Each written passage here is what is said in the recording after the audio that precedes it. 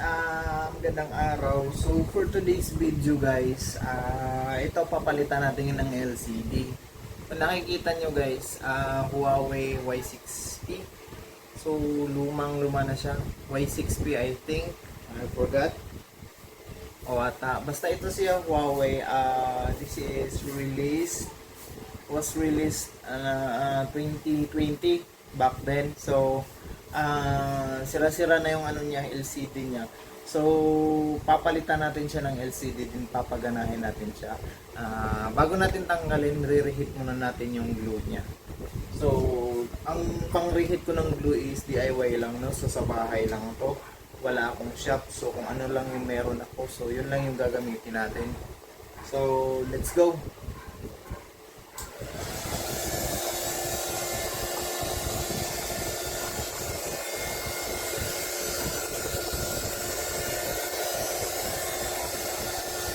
So guys, natanggal natin yung back case niya. So kailangan nating tanggalin yung ano niya, yung battery niya. So akala ko nabuksan na to ng technician pero hindi pala. So kasi may mga selyado pang screw. So tatanggalin natin to gamit ang pull tabs, and then tsaka natin matatanggal yung LCD. So guys, natanggal ko na ang battery. Okay pa yung condition ng battery niya, hindi pa siya bloated, though kahit luma na siya, pero mababa lang din ang capacity nito. Tapos ito, so tatanggalin na natin yung tatanggalin na natin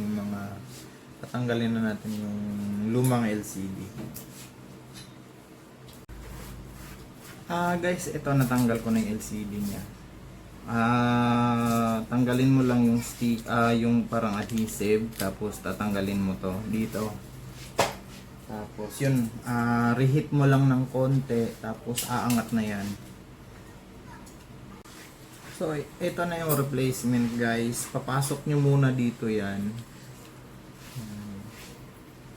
Ganyan. Yan. Tapos didikit nyo lang to dyan.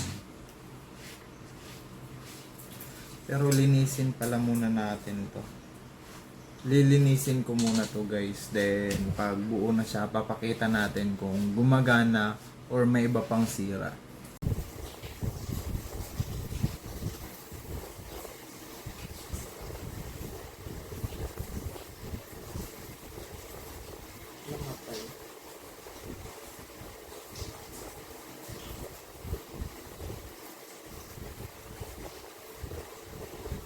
Ayan na guys, bumukas na guys. So shout out kay Boss Ariel Pimente. So shout out sa'yo. And ito na yung cellphone mo. Inaayos na. So i-glue na lang natin. So may mga nakaangat pa. Kasi ito na. Napagana na natin yung phone. Ayan na. So okay na. So charge na lang natin. So sarabaran din natin kung may problema sa battery. Mabilis siya nag-drain pero nag-charging naman. So siguro after 1 hour, check natin yung battery capacity niya or kung ilan lang yung na-charge niya. So i-charge muna natin siya ng matagal, tapos nilagyan natin ng tape kasi wala